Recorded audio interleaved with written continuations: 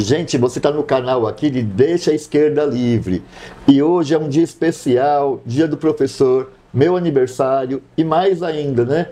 Professor tem que ser realmente bajulado no dia de hoje. Porque, infelizmente, é uma desvalorização muito grande, não só dos governos, mas de parte da sociedade que não valoriza a docência nesse país, não valoriza o trabalho do professor. Por isso que é muito importante. E hoje, mais do que um dia especial, estamos aqui com a Vanessa, que ela iniciou como professora, mãe de 3 filhos, hoje ela já está como diretora, eu acho que desde 2003 ou 2013? Quanto tempo você está diretora já? 2013, eu sou coordenadora pedagógica desde 2015.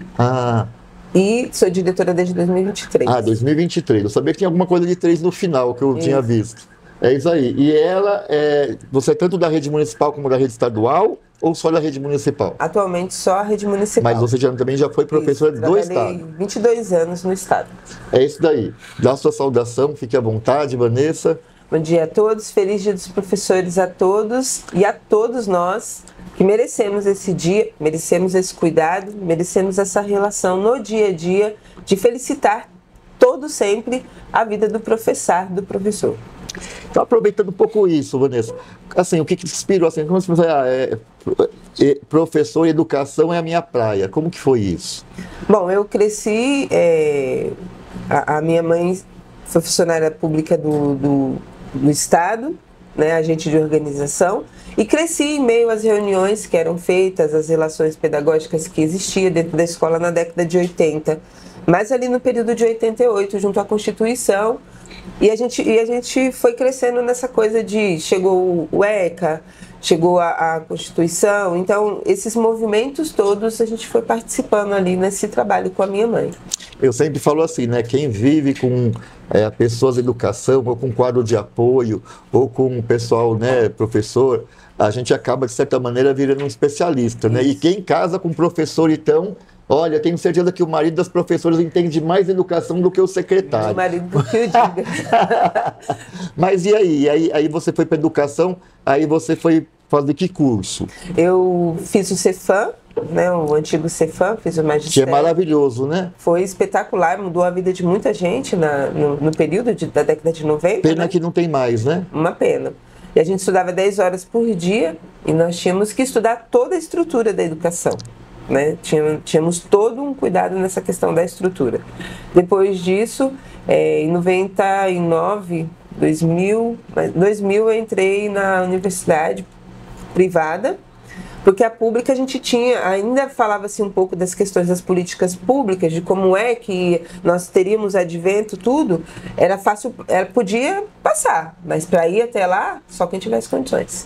E aí você fez pedagogia? Eu fiz letras. Letras. Eu fiz inicialmente letras, até porque lendo a literatura, Fabiano, Vidas Secas, Graciliano Ramos, Sagarana... Te encantou e te agarrou, então, né? E eu me percebi muito Fabiano, né? Eu sempre comento com o meu grupo que eu me percebi muito Fabiano. Então, eu entrei em letras para eu ter condições de verbalizar os meus sentimentos e verbalizar as minhas relações com a sociedade.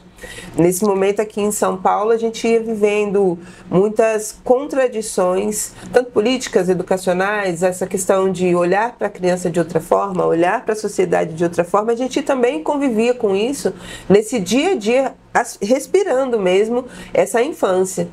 Então, nesses espaços, a gente ia convivendo com todas as mudanças que a Constituição de 88 trouxe para o Brasil naquele momento. A gente também vai vivendo isso, mas dentro das nossas relações sociais. E aí, nesse processo, você casou, teve 3 filhos. Como que é essa relação, né, da mulher trabalhadora? Eu digo isso porque, assim, né, pelo menos acho que no município de São Paulo, acho que 80% da nossa rede são mulheres, né? Se não for mais ainda, isso. Né? Então, como que é esse negócio, né? Ser mãe de 3 filhos, né? Como que fala? Professora, depois coordenadora pedagógica, depois diretora. Diretora, imagino que deve ser, muita responsabilidade, né? Porque o governo joga toda a responsabilidade hoje dele, inclusive, eu parto nas costas da gestão na unidade. Como que é a vida toda assim? Então, A gente precisa sempre conciliar as nossas vidas, as nossas emoções, a nossa convivência no dia a dia, nessa relação social, com o nosso trabalho. Porque antigamente entendia-se o professor, aquele que professava, aquele que simplesmente estava ali por amor. Temos uma relação sim de amor, porque estar na educação ainda é uma relação de amor, mas também é uma relação de cuidado. É uma relação extrema de cuidado. Então, galgar esses espaços todos os dias e tendo uma vivência com cada área também nos transforma, constitui essa ideia do direito de trabalhar e amadurecer no trabalho. Todas as pessoas que adentram no trabalho, elas vão passando por essa relação de o que estava na literatura, o que é o dia a dia, o que é a realidade, o que são essas abordagens, essas convivências cotidianamente. Então, o indivíduo, quando ele adentra no serviço, principalmente no serviço público, ele vai amadurecendo a sua relação com esse trabalho. Então, obviamente, há necessidade de você ir construindo relações com as oportunidades que esse trabalho também te oferece. É válido você se manter na sala de aula como professor, se assim é de sua vontade. Mas também é válido conhecer os outros espaços e saber de que maneira você pode atuar e fazer a própria revolução. Porque o que as pessoas entendem é, fazer a revolução somente faz parte da sala de aula. Não, fazer a revolução faz parte da transformação da escola. A escola é um espaço de transformação quando a gente também sabe de que maneira nós estamos ali e que olhares periféricos a gente tem sobre as pessoas que estão ali e das relações que se tem ali. Então, falar de combates, falar de igualdades, falar de garantia dentro desse espaço é possibilitar que as pessoas também se vejam nesses espaços como uma luta contínua.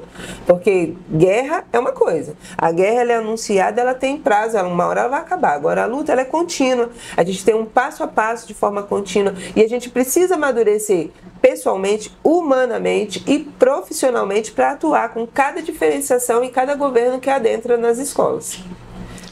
Mas assim, eu fico pensando, né, na prática, no dia a dia, você assim, né, já como professora, antes de ser diretora ou coordenadora pedagógica, né, fazer um concurso da prefeitura não é fácil de passar, é muito difícil. Quer dizer, você está ali já ocupando um espaço de trabalho, né, com horário, com, né, as responsabilidades, depois chega em casa ainda, né, por mais que também tenha uma ajuda de alguém, né, mas tem a tarefa doméstica, depois tem os filhos, ainda ter tempo para estudar, para passar de um concurso que é um funil, que não é muito fácil. Como que é toda essa relação?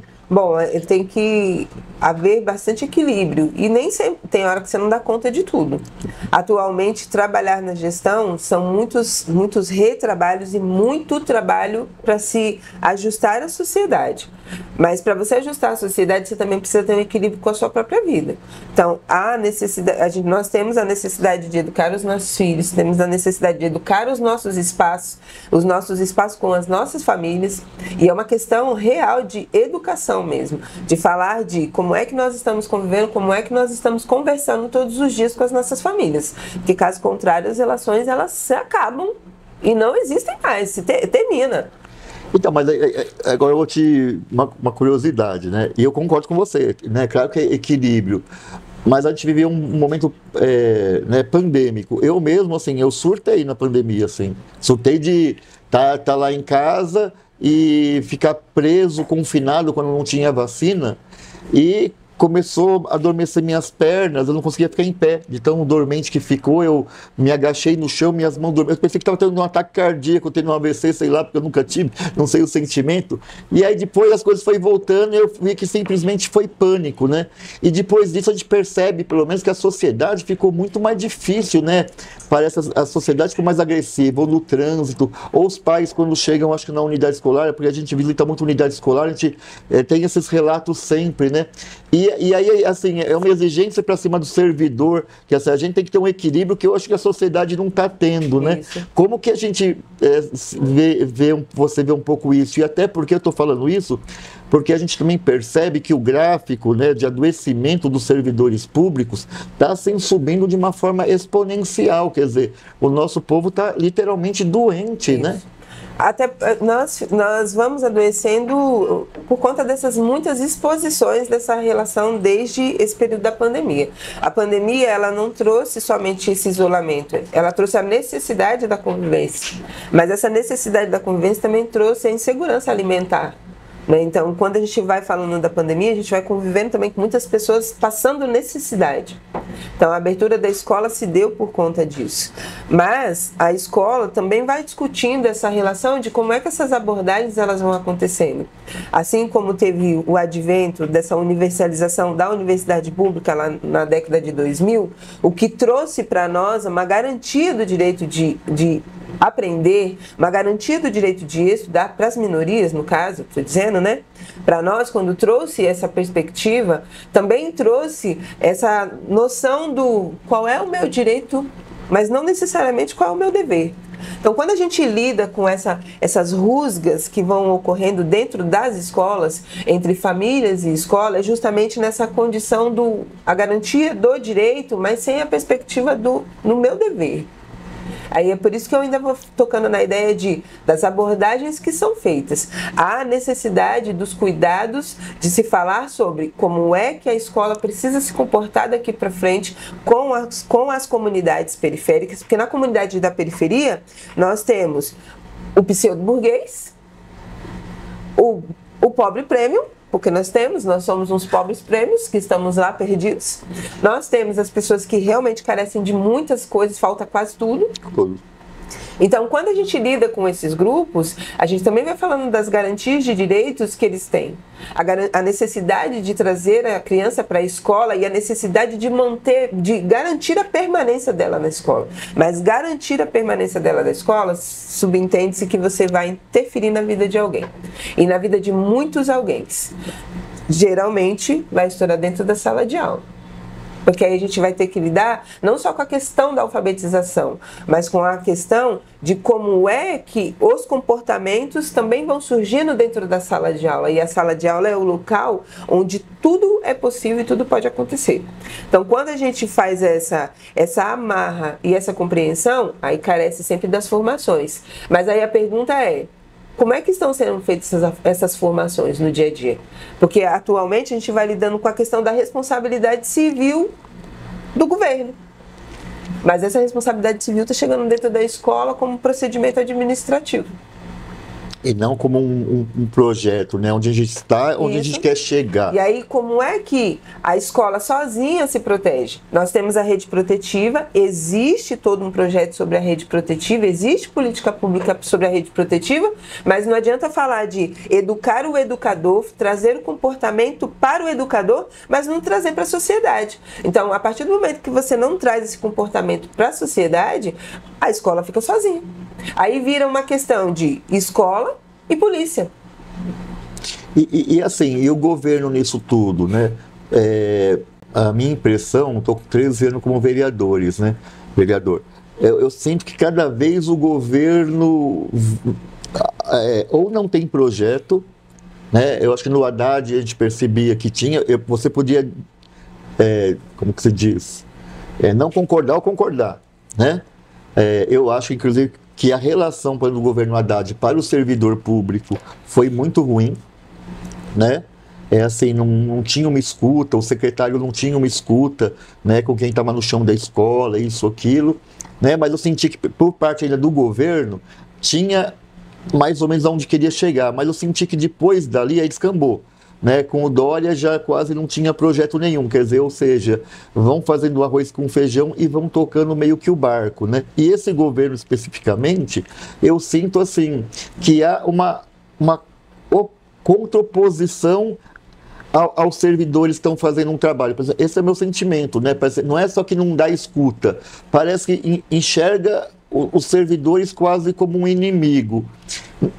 Claro que é minha avaliação, não estou falando que tem que ser a sua. Nesse sentido, você acha o governo dá o suporte hoje para a pessoa que está no chão da escola, para que consiga ter uma educação pública de igualdade, né? Quais são as iniciativas, de repente, que você acha importante que o governo fez ou que não fez, mas que deveria ter feito, né? O que a gente precisaria ter para a gente conseguir alcançar algumas coisas na unidade escolar, enquanto qualidade? Então, primeiro a gente precisa entender o que é o suporte para a educação. Geralmente é a formação. Mas esse ano nós tivemos um número expressivo de muitas formações, mas muitas formações que são só conduzidas para uma mudança de comportamento da sala de aula. Então, enquanto diretora, esse ano eu já passei por uma formação boa, interessantíssima, mas ela não muda a perspectiva em meses. Precisa ter esse cuidado. Aí nós tivemos outras tantas formações sobre isso. Então, algumas discussões faltou uma reunião da rede protetiva com mais tranquilidade. Como a questão do racismo, nós temos a educação... Só para me entender, quando você fala assim, Toninha, a formação foi boa, mas faltou uma rede protetiva. Ou seja, você até tem consciência se aquele estudante, aquela criança tem determinada necessidade, você tem condição pela tua formação de poder encaminhar, mas às vezes não tem a rede protetiva que consiga dar conta disso, é isso? Tipo, uma criança que precisa de uma fono, você tem hoje condição de perceber, encaminhar fica paralisada. Mas fica paralisada porque essa fono vai entrar em uma fila que vai demorar 6, 7, 8 meses, é isso? E aí você vai carecer de que a rede funcione. Então, ou seja, o problema continua dentro da escola e com as famílias. Então, é uma ação contínua da escola em tranquilizar esses espaços, ao mesmo tempo e revolucionando esses espaços. Então, falar só de como é que se dá esse suporte não é o necessário. A gente vem observando um número expressivo de boletins de ocorrências que vão sendo feitos contra as escolas.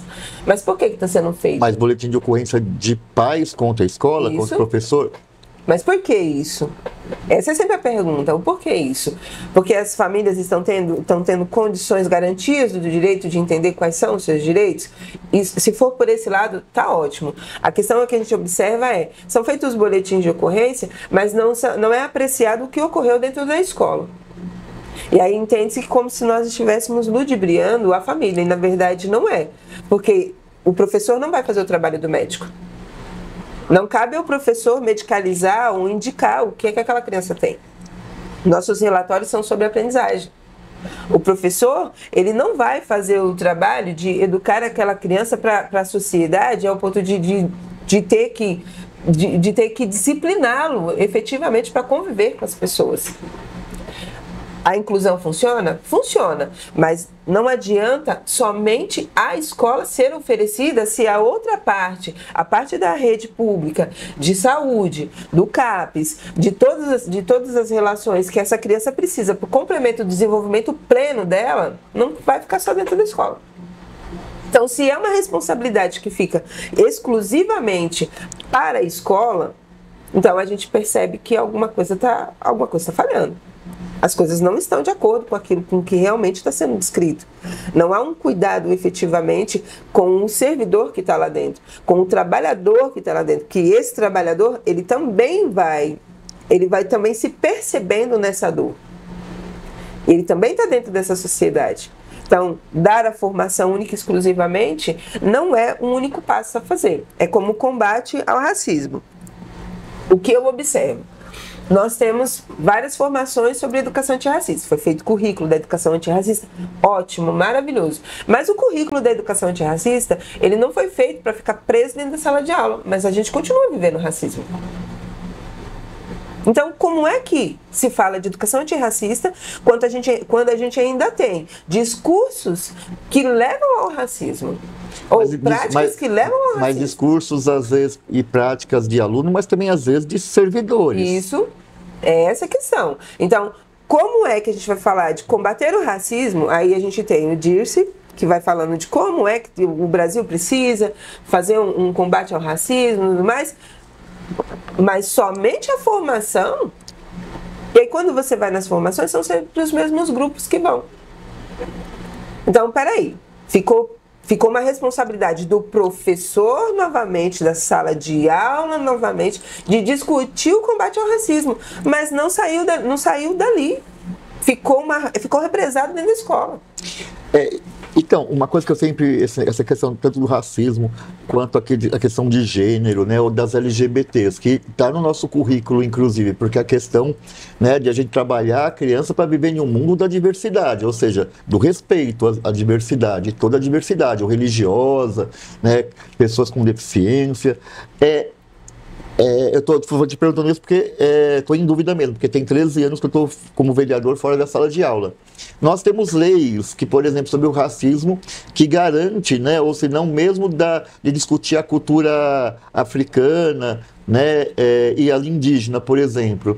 Mas nos materiais didáticos da prefeitura, isso está incluso hoje? Porque eu olho assim, quando eu estava na sala de aula, que já tinha lei, eu percebi que tinha lei, mas não tinha um incentivo da aplicabilidade da lei. Eu lembro que, por exemplo, foi discutir a questão mais racial quando implementou a cota no concurso público, onde, né, professores e professoras negros e negras vieram para a sala de aula. Então, quando foram falar do cabelo de alguma criança, por exemplo, né, então aí o professor negro ou negra que falou, não, vou fazer um projeto sobre esse assunto. Mas a minha percepção, posso estar errado, por isso que eu quero escutar você. A minha percepção é que ficou muito mais de algo individual da pessoa em querer fazer, porque também ela também é negra ou é negra, e aquilo com certeza afeta ela, porque ela na infância dela deve ter tido um monte de discriminação, ainda mais quando ela foi criança, não tinha leis que garantia, não falava que né, racismo é crime, uma série de coisas.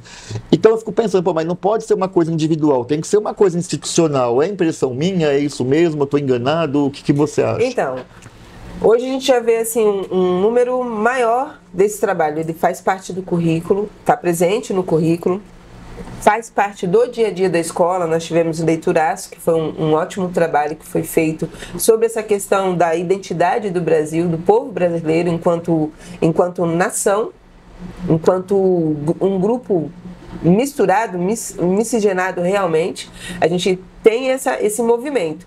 Só que é um projeto que nasce em 2024 e morre em 2024.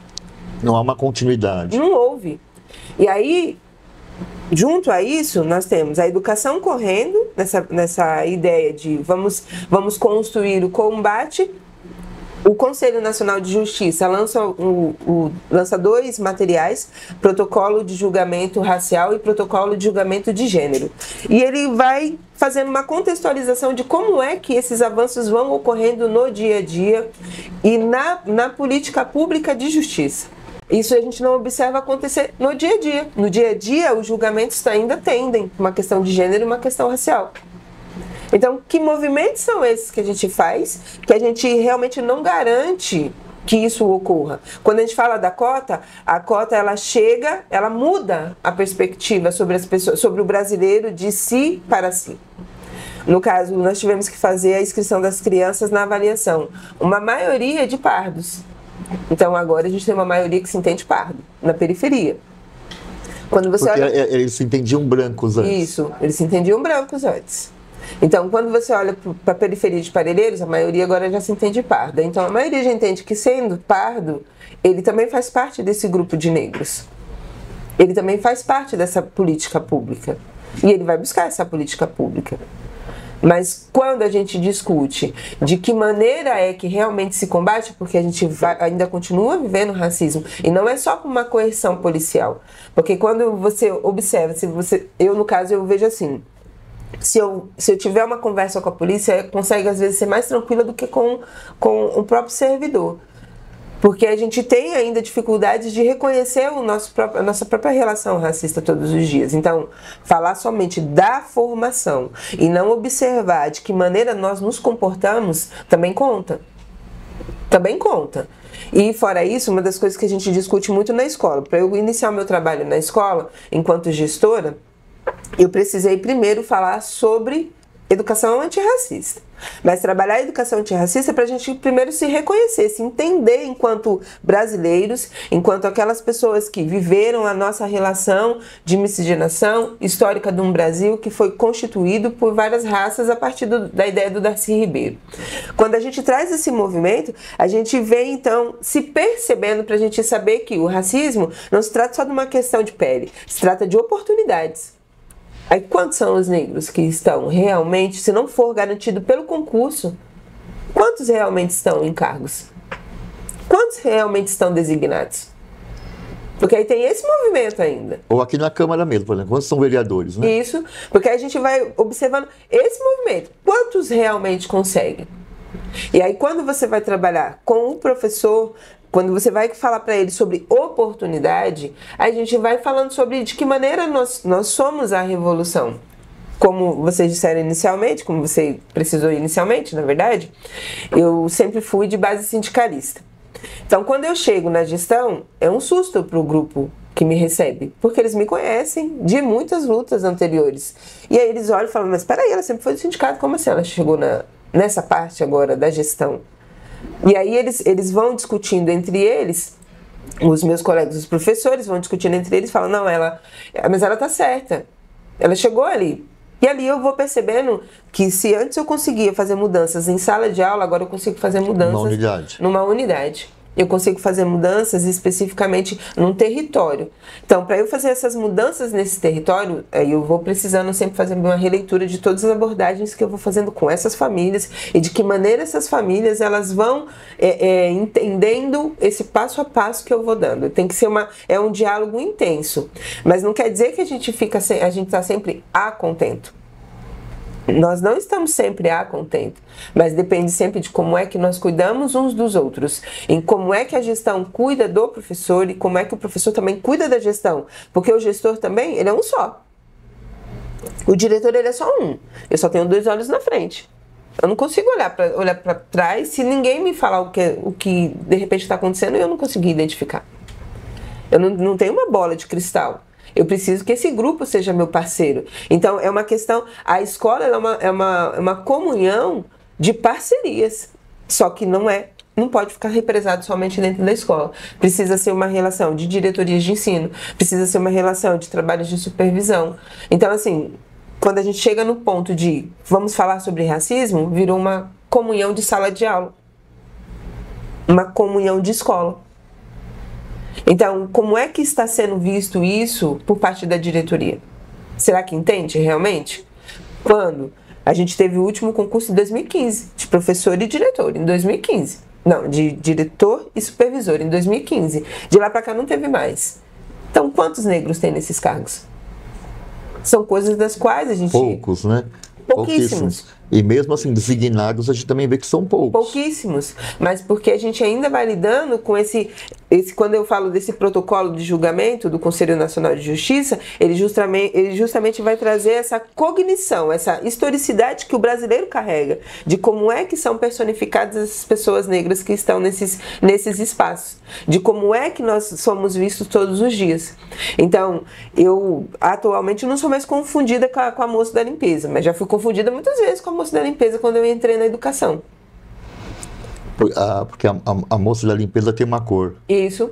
Então, quando eu começo meu trabalho como professora, eu sou cobrada 1000 vezes de como é que essa criança vai aprender. E a gente vai lidando agora com essa questão de como é que o professor, ele também vai se comportando nesse dia a dia, nessa relação do dia a dia. Aí, por isso, novamente, a questão das abordagens que são feitas. O governo traz inúmeras cartilhas. Não dá para decorar tudo aquilo. Então você precisa criar comportamentos nessa relação de como é que a gente é garantista do direito, mas não a partir de cartilhas, a partir do sentir de que maneira realmente isso acontece. Por isso a questão do Vidas Secas do Fabiano. Falar de Fabiano, Vidas Secas, você tem que pensar em como é que ele sente a vida dele se ele não tem nenhuma palavra para dizer. Então como é que você vai falar de violência se você não consegue ter uma perspectiva sobre isso? Ou você vive a violência todos os dias e acha que isso faz parte do processo. Não faz parte do processo. As nossas crianças vivem isso, as nossas famílias vivem isso. Essa parte do processo. E quem é a primeira pessoa que vai tomar pedrada? O professor. É sempre o professor? Eu percebo, ou no estado, ou aqui, ou de repente na escola particular também, estou falando da educação no geral, não estou falando de uma rede específica, que às vezes parece que a educação é um laboratório, né? Isso. Que eles vêm com cada ideia assim, aplica e vamos ver o que vai dar, só que gasta muito dinheiro com isso. Porque, por exemplo, os tablets nas unidades que eu estou visitando, estão todos encostados porque boa parte já quebrou e não teve manutenção, encostado porque não veio mais o chip para dar os dados, né, para o aluno poder usar, mas mesmo assim já pega a cidade de Tiradentes, né, na periferia bastante ilhas que aqueles dados não funcionavam, que não tinha sinal, né, por exemplo, a escola, por exemplo, o MF Vladimir Herzog, por exemplo, nunca funcionou lá os tablets, né, a minha impressão é que os governos, né, fazem esse tipo de proposta, mas sem conhecer a realidade e os territórios. Você também tem essa mesma visão? Como que você acha? Em Parelheiros levou um tempo para funcionar, né? Nós tivemos aí a questão desse tempo para funcionar. Quando ele começa a funcionar, aí nós temos outros problemas. As famílias que moram distantes. Porque Parelheiros é o extremo da periferia. Quase uma área rural, isso, não? Nós estamos no extremo do extremo ali. Então, quando a gente vai falar de Parelheiros, a gente precisa fazer alguns recortes sobre esse espaço. Então, antes da pandemia, nós discutimos o advento da tecnologia. E era muito especulada essa ideia de vai substituir o professor em algum momento. Aí, por isso a gente tem essa questão das plataformas no Estado. O Estado, quando traz essas plataformas, ele traz no intuito de tornar possível essa ideia de diálogo entre máquina e pessoa, porque dá essa impressão de que houve esse advento dessa forma. Mas já naquele período antes da pandemia, já se discutia o fato de que a tecnologia não conseguia fazer um movimento crucial que é da educação, que é da abstração, que você faz a mudança. É como aprender matemática e língua portuguesa. Se você não aprende matemática, você não compreende a língua portuguesa dentro da sua relação de abstrativa. Porque elas têm um compartilhamento que é muito singelo, e ele é a amarra que precisa para que a criança consiga fazer uma abstração. Se ela não entender os números, ela pouco entende a língua portuguesa. Se ela entender a língua portuguesa, ela precisa complementar a matemática dentro dessa relação abstrativa. Então, quando a gente fala de tecnologia, é essa relação. Não adianta falar de dar a máquina para um adolescente que mal ainda conseguiu fazer todo aquele desenvolvimento, que toda aquela parte de educação, Vygotsky, Piaget, Vallon, tudo aquilo faz sentido, ainda faz sentido. Precisa disso. A filosofia da educação, ela ainda precisa ser analisada e ser percebida. Porque quando ela não há esse movimento de percepção, acontece que a gente vê agora, cyberbullying, bullying, uma relação marginalizada da tecnologia que ela não necessariamente adentra para contribuir para o desenvolvimento pleno. Inclusive levando pessoas à morte, isso. Né? Meninas que, né, os meninos acabam expondo determinadas coisas delas, elas se sentem tão envergonhadas em uma série de coisas. É isso, só que por isso precisa dessa abstração. Quem faz a abstração entre a tecnologia e o aluno é o professor. Ainda é o professor. Só que só colocar as plataformas não sustenta em nenhum momento a conceituação que ele precisa ter. Não adianta eu, professora de língua portuguesa, trabalhar com os meus alunos verbo se ele ainda não entendeu o pronome. Não adianta eu tentar dizer para ele o que é um texto se ele não teve uma sensibilidade com esses textos. E a sensibilidade significa um repertório de textos. Não adianta eu falar para um estudante de direito, por exemplo, que ele precisa aprender a escrever. Que ele, para ser um advogado, ele vai ter que aprender a escrever, a ler e escrever. Mas ele não tem um repertório. Ele não criou um repertório. Então, ao que cabe à escola e o professor, na maioria das vezes, construir repertórios. Por isso que a gente tem nos currículos muito essa ideia de infância, do brincar, porque isso também se tornou parte do currículo todos os dias. Então, que repertórios são esses que a gente trabalha todos os dias? E aí no Estado a gente vai vendo essa contramão. Essas plataformas, essa coisa mais individualizada, não mais coletiva. Aí a gente observa um número expressivo de bullying, Sim. de assédio, de discussões desnecessárias para aquele ambiente, ou mesmo de comportamentos que são autorizados de forma estatal, mas que não coaduna com o dia a dia, com a relação da convivência. Vamos entender realmente de que escola a gente está falando, de que maneira você precisa modificar a sua vida. A educação ela só transforma se o indivíduo entende em que momento ela vai transformar. É a plasticidade cerebral realmente que Vygotsky discutia. Então, que plasticidade é essa? A pessoa precisa ter um repertório. Em algum momento ela vai sentir uma dor de cabeça, esse cérebro se movendo, pum, apertou uma gota no oceano. Mas ali ele vai lembrar. Ele vai lembrar daquela professora lá da infância, ele vai lembrar da escola, da professora do SEI, da EMEI, porque isso faz parte da vida dele. A escola faz parte da história de todos os indivíduos que estão dentro dessa sociedade. A questão é de que maneira nós dialogamos essa escola e esse professor todos os dias. De que maneira a gente fala dessa perspectiva de professor todos os dias. Uma outra coisa, né, que eu acho que tem pegado bastante quando eu visito as escolas é o seguinte, né, todo mundo defende educação inclusiva, né, em todas as unidades que eu vou, os profissionais, mas ao mesmo tempo há um sentimento, né, o sentimento que nasce de uma realidade, né, que assim, os governos, por exemplo, não dá às vezes os materiais humanos, os recursos humanos necessários. Então, às vezes eu vou dar alguns exemplos. Vai para a unidade escolar, tem, sei lá, 15 crianças, 15 estudantes que não têm autonomia, né, para se alimentar, para se locomover, para fazer a sua higiene, mas quando vai ver só tem uma AVE. Ou se não, não tem estagiário na sala de aula junto com aquela criança.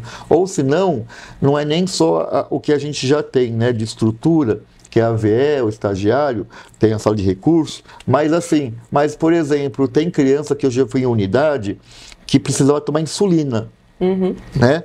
E aí, pela legislação, o ATE não pode aplicar, o AVE não pode aplicar, né? Porque até o Corém fala que é só as enfermeiras, o auxiliar de enfermagem, tudo mais que pode aplicar. Aí a criança tinha de ser levado pelo ATE quase 2 quilômetros numa UBS para aplicar, quer dizer, ficar numa fila, esperar aplicar para depois voltar. Aquele ATE faz uma falta desgraçada na unidade, né? Ou se não, por exemplo, de repente, algum aluno que, no suporte 2, 3, lá teve uma crise e a pessoa, né, o aluno já é grande, já está no nono ano, aqueles alunos, né, grandes, tem muitos alunos hoje, né, a maioria são bem mais altos do que na minha época. E assim, acho que é na farinha.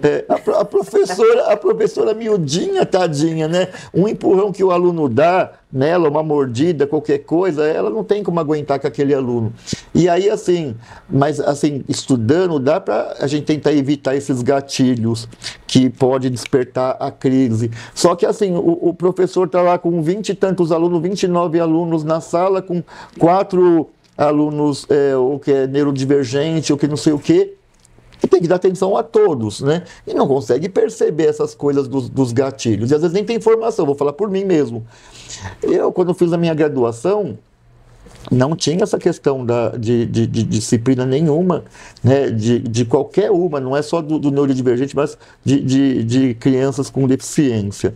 Né? Aí eu não fui para a escola, depois de alguns anos, e aí quando me deparo já com essa realidade que eu não fui preparado, aí eu tento achar meus caminhos sozinho, porque quando a gente chega lá, fala, mas a SME tem curso, tem um curso, mas não é só pedir, já vem imediato, você já participar, quer dizer, tem que esperar o tempo da SME ou da DRE para determinado curso e não sei o que, e não sei o que lá. Ou seja, vai virando um caos, né? Para mim era um caos, era um sofrimento, porque você tinha de lidar com situações que eu era totalmente ignorante, porque eu não era preparado para aquilo. E eu acho que muitos professores também passam por isso. Como que fica essa relação, por exemplo, hoje, como que você vê da questão da inclusão? Ainda vai nessa ideia da construção do currículo e a formação para o currículo. Quando eu era da escola na 4ª série, eu estava acho que da década de 90. Eu tinha uma colega de sala que era deficiente, ela tinha deficiência intelectual. Então, esse grupo, não há uma crescente desse grupo. Há o fato de que não se esconde mais esse grupo existe. Existe um avanço da medicina, que agora começa a observar essa necessidade desse grupo e dessas pessoas existirem. Então, a gente vai tendo um novo movimento. E de desmistificar muita coisa que era preconceito lá atrás, né? Isso, aprendem. Mas como eu disse lá no início, aprendem, mas carecem não só da escola.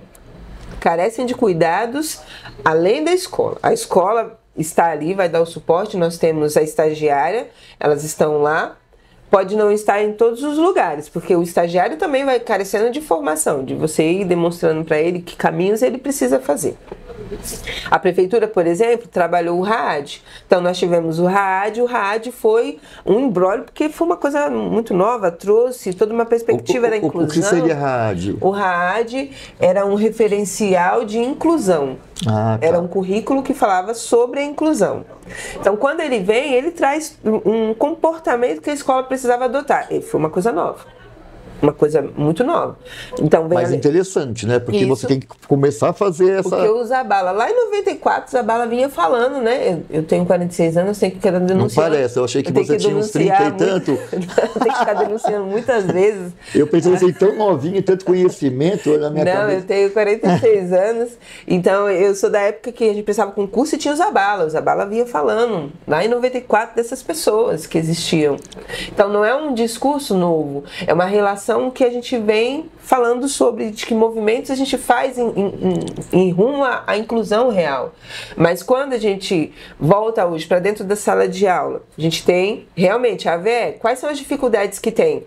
É fazer com que quem está fora da escola entenda que essa VE precisa atender esse grupo, não é esse aluno, é o grupo. Porque está previsto em norma. Então, é em norma, mas fazer com que essas pessoas sentem e apreciem esse movimento, essa é a nossa dificuldade. Então, eles só vão apreciar quando uma mãe resolver de reclamar. Então, nem sempre as nossas falas são ouvidas. É ouvido o que a mãe for falar, não que nós falarmos, olha, precisa atender isso. E a gente não está falando fora da legislação. Porque o servidor público, ele tem um adendo. Ele não pode agir fora da legalidade. O princípio da legalidade é o ponto crucial do servidor público. E é bem determinado, né? Suas funções, o que tem que fazer, tem que então, seguir assim, aquilo. Não adianta falar assim, ó, foi ilegal, peraí. Foi previsto dentro da lei. Então, a gente, por vezes, o que a gente tem é essa ausência dos cuidados com a escola. E não é só da família. Então, é observar de que maneira esse ciclo que fica no entorno da escola não é para proteger o diretor ou os servidores, mas é para proteger a escola enquanto espaço público, enquanto garantia pública, é entender isso. Então, esses alunos, quando adentram na escola, eles aprendem? Aprendem. Mas você precisa formar esse estagiário, formar o AVE e ter um diálogo, porque assim, não adianta você ir para lá com nojinho, tem coisas que a gente vai fazer, tem menino que a gente tem que dar banho. Tem que dar banho, porque ele não senta no vaso. É. Ou você vê uma diarreia, se lambuzou todo. Vai ter que... E às vezes nem tem roupinha dele, vai se virar, tem que arrumar uma roupinha para ele. É o estado de vulnerabilidade que ele tem, mas é a relação de colaboração que nós temos. A questão é que, às vezes, a colaboração, ela excede. Ela excede. Então, a professora que carece desse cuidado, lá na escola, por exemplo, nós temos bastante. As professoras carecem de cuidado? Carecem. Então, quando é assim, a gestão tem que construir um plano para adequar essa relação com a professora. Porque em que momento que ela vai estar sozinha? Em que momento a estagiária não dá conta de tudo isso? Então, são todas essas pessoas que têm que ser observadas. Então, nós temos o CJ, o professor que seria o eventual do Estado, mas é o professor CJ que está dentro da unidade. Então, como esse professor pode auxiliar nessa prática aqui com essa criança?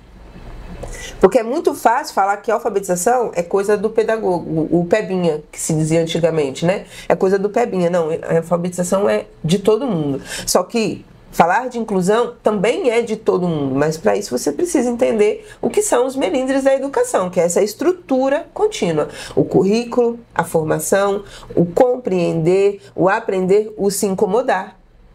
Porque dentro disso não é uma coisa, ela não é pacificada, nunca foi pacífico. A relação da educação não é pacífica. A gente se incomoda, a gente se irrita, a gente se estressa, e eu costumo até comentar com o grupo, falo assim, se você for se irritar, por favor, suas carnes tremeu, o olho bateu, a veia do olho bateu, por favor, chame alguém, não faça besteira, chame alguém e peça para alguém te substituir e saia da sala. Para você não perder a sua dignidade nesse momento. Não se estresse, não se sinta só, porque a gente tem que ter essa relação. Então, quando se trata de inclusão, é a mesma coisa. Só que a gente também tá dependendo de nós, da educação, de falar para a família. Procura um sistema de saúde. Olha, saúde, pede para o agente de saúde passar lá na casa dele para saber o que é que está acontecendo.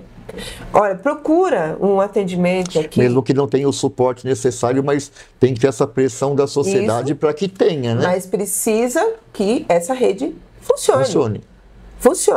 Porque o que ocorre na periferia é que não funciona. Não funciona por quê? Se a mãe vai procurar um atendimento, não está perto da casa dela, não está na UBS de referência dela. Vai estar mais de 2 horas da casa dela. Ela tem que entrar com um menino autista, nível 3, que mal consegue ficar quieto.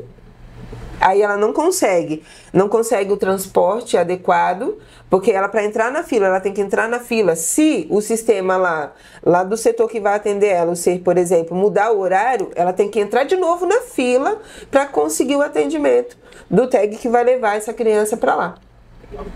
Então, são muitas as dificuldades que essas famílias também passam. Então, quando se fala de escola pública, trabalho do professor para a inclusão, a gente também carece desses cuidados. E a escola acaba se tornando... ela cobra, vai tentando fazer essas cobranças de uma forma mais tranquila, sem ser uma prática abusiva. Mas tentando dizer assim, olha... Você precisa procurar um fono. Olha, precisa. A gente agora está tendo muitas crianças adoecendo, emocionalmente adoecidas. Então a gente tem que frequentemente falar, olha, precisa procurar um psicólogo. A mãe procura, consegue para o filho. Mas quando você fala isso, você acha por quê? Da realidade, hoje da sociedade, as crianças estão adoecendo mais no seu ponto de vista? Elas estão sim.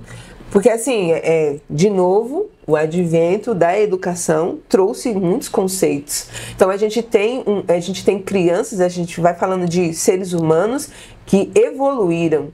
Graças a Deus, na minha época, a gente só tinha o gibi da Mônica, se, no caso, minha mãe ganhava da professora, que ela era empregada doméstica. Então ela ganhava o gibi, eu conseguia ler o gibi. Eu cresci perto de uma biblioteca, na Biblioteca Malbatarran, ali no Veleiros. Mas nem todo mundo cresceu perto de uma biblioteca. Então, eu estudava. A professora, quando ela pedia recorte, eu escrevia no papel, cortava e colocava. Porque eu tinha que apresentar para ela a lição de casa. Eu não tinha por que dizer para ela que eu não faria o trabalho. Mas eu tinha uma noção, a minha mãe, ela fazia tranças no meu cabelo, eu me lembro da minha mãe chorando muito. Então ela dizia assim, Vanessa, quando você crescer, você estuda, minha filha. Você estuda, mas por quê? Essa mulher, ela passava por inúmeras humilhações enquanto empregada doméstica. O ônibus ainda não parava para ela, porque minha mãe é uma negra retinta, o ônibus não parava para ela em hipótese alguma. Então a vida dela se confundia muito com a história do cortiço do Luiz de Azevedo. Ela era quase a Rita Baiana, porque a mulher é muito bonita, mas só era vista como uma Rita Baiana. Ela não era uma mulher para casar. Então ela sofria muito. Então, com o sofrimento dela, o que ela fazia? Ela trançava os nossos cabelos, né? O meu da minha irmã trançava e dizia assim, olha, você estuda para não ter uma vida assim igual a minha. Dela chegar assim, às vezes, o chão era aquele batidão vermelho, né? Aí ela se jogava na esteira, chorava feito uma criança. Era um absurdo. Então, quando hoje eu converso com esses pais, eu costumo fazer encontro com os pais, nas reuniões de pais, não é simplesmente ir até lá para pegar o boletim. É ir até lá para ter uma conversa e a gente falar assim, há necessidade de você conversar com o seu filho e de falar assim, meu filho, ó, você pode até não estar tão cansado assim, meu filho, faz um café para mim, tô acabado, meu filho. Porque a mãe tem que ter estratégias para conversar com esse filho sobre as coisas mais difíceis, né? Assim como um professor. Ai, meu filho, olha, faz um cafezinho pra mim, tô tão cansado. Não quer dizer que você esteja necessariamente cansado, mas é um cuidado. Como é que você ensina uma criança a cuidar de um idoso? Ensinando pra ele como é que se cuida. Então, se cuida é cuidar. Assim, uma criança deficiente, ela precisa de cuidados. Mas como é que ela vai cuidar se ela também, a mãe também precisa de cuidados? Porque na maioria das vezes são as mães que ficam muito com essas crianças. Mas você trouxe esse ponto que é muito importante. A gente está tendo muita relação agora com as famílias atípicas, e a grande maioria são mães. Inclusive, quando é neurodivergência, muitos pais Vão embora. pica a mula e deixa a mãe lá Sim. sozinha, né? E a gente percebe assim que elas quase não têm um tempo de cuidado para elas, porque elas vivem para aquela criança o tempo todo. A maioria ganha o LOA, que é um salário mínimo, né? Sim. E assim, nessa discussão eu percebi também que ter uma criança neurodivergente é muito caro, porque você precisa de mais dinheiro para ter outros recursos, para dar ou ter outras situações.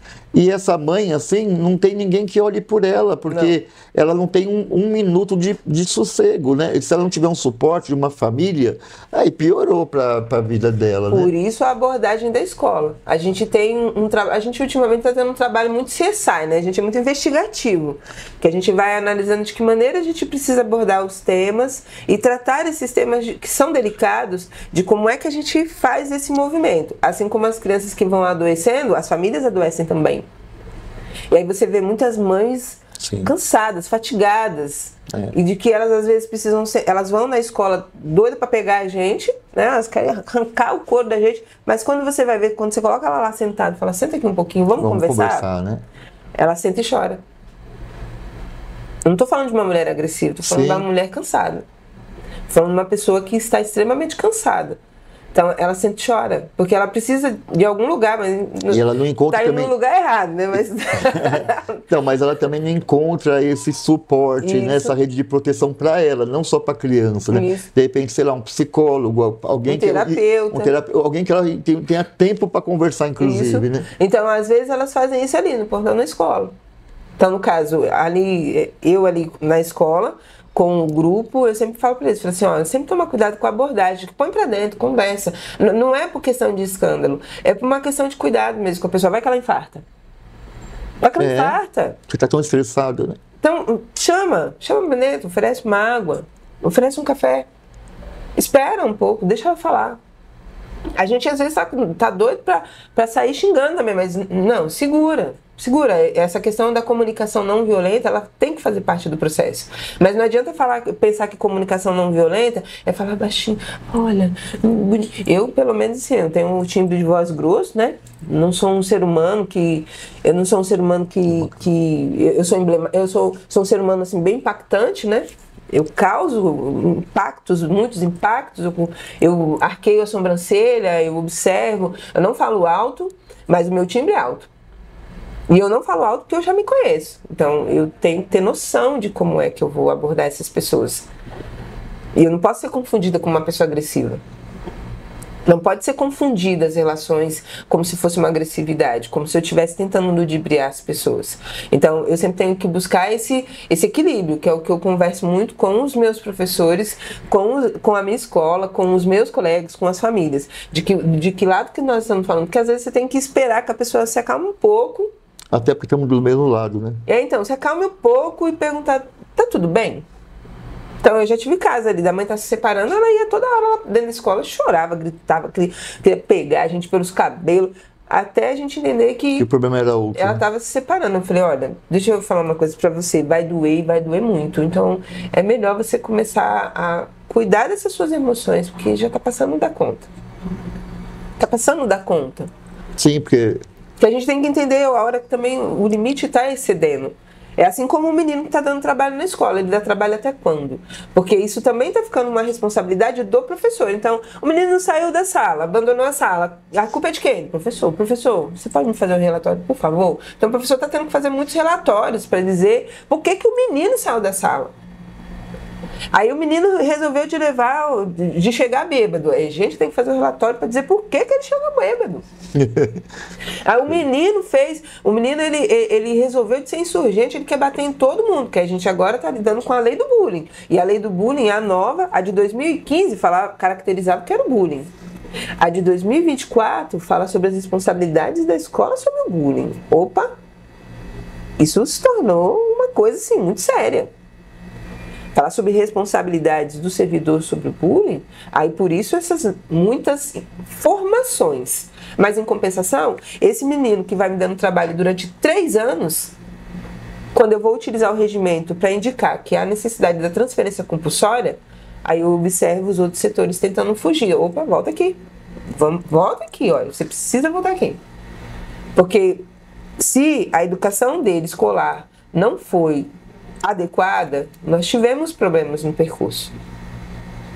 Não é uma questão de culpabilizar a família ou de culpabilizar a escola, mas uma questão de entender quais são os limites que a gente vai.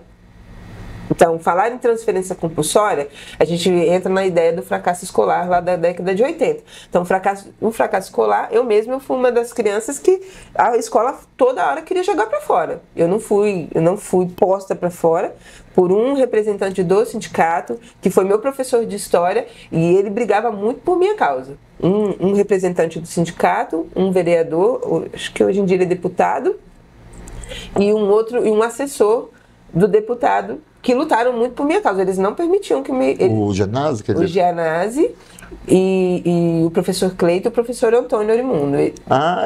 O professor Antônio é maravilhoso. Foram eles que não permitiam que a escola me expulsasse, mas a escola tentou muitas vezes, porque eu dei muito trabalho. Aliás, eu dou trabalho a vida toda, só para variar. Né? Eu não sou como eu disse, eu não sou um ser humano assim, pacífico. Eu sou um ser humano de paz, mas eu sou de revoluções, né? Então eu vou trazendo todas essas o que a minha vida muda, eu também vou mudando nos espaços que eu vivo, que aí entra muito na ideia do Miguel Arroio. Onde é que eu mudo? Né? Eu costumo comentar com as minhas filhas a seguinte coisa: você não vai mudar o mundo, você tem que primeiro mudar o seu. Se você mudar o seu, o mundo muda também. Não é porque você mudou de comportamento, mas porque você consegue mostrar para as pessoas que esse mundo faz a diferença também. Então, o meu mundo, ele foi impactado pela vida desses professores que passaram por mim e me disseram: Vanessa, estuda. O Cleiton, por exemplo, e o Gianazzi eram que eles passavam por mim, eles diziam: Vanessa, estuda, você é muito inteligente, Vanessa, você não pode fazer desse jeito, você precisa estudar. Mas eles é que iam para a negociação, porque a escola frequentemente queria me expulsar. Eu tinha muitos problemas, apanhava muito, era uma relação muito difícil dentro dessa sociedade. A questão da violência sexual, a questão da violência do trabalho, porque eu também já trabalhava. Então, essa situação toda fazia parte da minha vida. Então, quando eu adentro no Cefam, eu comento com eles, porque eles foram que garantiram que eu terminasse a 8ª série. Mas uma das coisas assim, que eu percebo, eu já me lecionei no Estado, no ensino médio, eu percebia que os alunos, às vezes, também não tinham referência, né? Então, assim, como a gente quer que é uma cidade leitora, se assim, a gente tem poucas bibliotecas na cidade de São Paulo, mas também a questão do exemplo, né? Daquele aluno chegar em casa, não ver um pai ler um jornal, ou um avô, se morar com um avô ou com uma mãe, e não sei o que, quer dizer, não tem uma referência, e isso aqui também... Eu digo isso porque a gente falou das estruturas, né? Ou da rede de apoio que não tem. E aí, quando chega na família também, né? Você vê que às vezes tem poucas referências. A gente vê, por exemplo, sou da periferia, por exemplo, eu sou a primeira pessoa da minha família que fez o nível universitário. E quando a gente vai na periferia, isso é normal, né? Ou não ter ninguém, ou ter um. E é assim, vamos ser honestos, ainda eu sou branco. A minha oportunidade de chegar lá, né, mesmo que foi muito sofrido, mas é muito diferente, por exemplo, dos meus amigos que moram na periferia, que boa parte é negro, que às vezes não conseguiu ter a mesma oportunidade que a minha. Ou nem tá vivo, né? Ou nem tá vivo. Ou assim, infelizmente, alguns amigos meus foram presos, hoje estão soltos, alguns, mas porque foram presos, que tiveram uma outra passagem de vida, né, a essa relação toda. Mas então, como que você vê também essa questão? Porque é uma coisa que parece que é meio insolúvel, né? A questão, né, da miserabilidade, do salário baixo para a sociedade, uma série de coisas também que leva as pessoas a um pouco a estar nessa situação. Então, mas por isso a necessidade da escola. A escola, onde é que ela muda? Nas perspectivas que essas pessoas têm. Falar de como é que a escola funciona, a educação funciona, o trabalho do professor funciona, o trabalho do ATE funciona, porque todo mundo na escola tem um trabalho diferente nessa ideia do professar. Falar em como trabalhar essa relação todos os dias é trazer perspectivas de olhares diferentes. Você não vai forçar nenhuma criança a abrir a visão para um mundo diferente. Você vai mostrar para elas os novos caminhos. Lá na nossa escola, por exemplo, as nossas crianças fizeram vários... Nós adotamos a cidade educadora. Então, as nossas crianças andaram em vários lugares da nossa cidade. Até porque às vezes não tem nem oportunidade, isso. Né? Mas assim, para fazer isso, a gente precisou garantir que o professor conseguisse trabalhar o conceito daquele movimento onde eles iriam e como é que eles iam observar essa relação. Aí a gente tropeçou com crianças que nunca entraram no elevador, tomaram um susto. Com crianças, rolante, né? Com crianças que paralisaram na frente da escada rolante, porque nunca... E a emoção de viver isso, de que nunca saíram de parelheiros.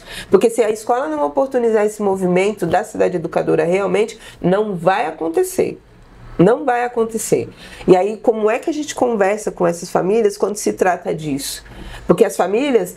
Por exemplo, agora a Semana da Criança. Semana da Criança, gente, você tem que ter um cronograma de atividade.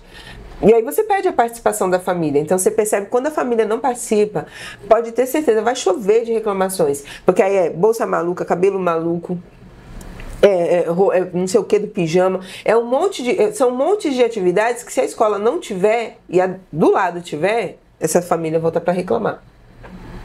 Volta para reclamar porque ele entende que faz parte desse desenvolvimento do filho dele de ser feliz na escola, de ser feliz com o professor. Então a gente também vai ambientando esse professor a trabalhar essa discussão contínua de como é que nós garantimos a infância, de como é que nós garantimos estar feliz. Não quer dizer que a escola não vai ser chata, porque as pessoas têm uma leve ilusão de achar que a escola é um prazer. Não é. Estudar não é prazeroso, não é eu tenho que estar feliz toda hora. Não é uma ideia de êxtase. Pensar em educação é transformar mesmo a ideia do equilíbrio. Eu aprendi isso daqui, não entendi, preciso aprender isso aqui. Não entendi, preciso aprender isso daqui. É um aprendizado real. É contínuo. É bem a relação intrínseca da palavra. Agora, tratar como se fosse, olha, a gente encaixa isso aqui nesse quadrado e ele vai encaixar. Não vai. Não vai encaixar. Cada indivíduo aprende de um jeito, inclusive o professor. Às vezes você precisa bater na porta do professor e conversar com ele. Professor, olha, eu queria saber se você entendeu o plano, o projeto que a gente fez. Às vezes você precisa explicar para ele, para evitar que um conflito se transforme num confronto. Que existem essa dualidade. Um conflito é uma relação que a gente estanca. Um confronto ele pode durar muito tempo. Então, a gente precisa tornar a pedagogia, essa relação pedagógica, possível do conflito. Porque também as pessoas têm uma leve impressão de que não tem que ter conflito, tem que ser uma coisa amigável. Não vai ser. E o conflito é bom. Ele faz parte do processo. Porque se ninguém discorda, tem alguma coisa errada. Tem alguma coisa errada, nós não estamos fazendo a coisa direito. Eu sempre falo assim, quando aqui, por exemplo, os assessores, né, todo mundo concorda com tudo, a impressão que dá, assim, uma apatia, né? Isso. Então se faz aí do jeito que tá, porque estão falando, vou fazer, né? E na educação é a mesma coisa, né? Quer dizer, se a pessoa realmente acredita naquilo, ela vai dar ideia, vai colaborar, e nessa colaboração vai ter conflito. Sim. Então, assim, tem que trabalhar a possibilidade de podemos entrar em conflito, é a necessidade do conflito. Esse ano, por exemplo, nós abrimos a escola para a festa julina. Julina, não foi nem junina, julina. Foi a primeira vez depois da pandemia. Lotou a escola. A escola cobrou alguma coisa? Não, nós tivemos que ficar presos na legislação. A escola não pode cobrar nada, nós não cobramos nada. Mas foi um desafio. O que a gente ofereceu? A comida que seria oferecida no dia, mas a gente pediu que fosse alterado algumas coisas, então foi oferecido milho. E aí nós mudou-se o cardápio. Isso, né? Mudou o cardápio. E aí nós oferecemos maçã do amor, porque a maçã nós ganhamos. Então a gente fez uma força-tarefa para a gente fazer uma maçã do amor.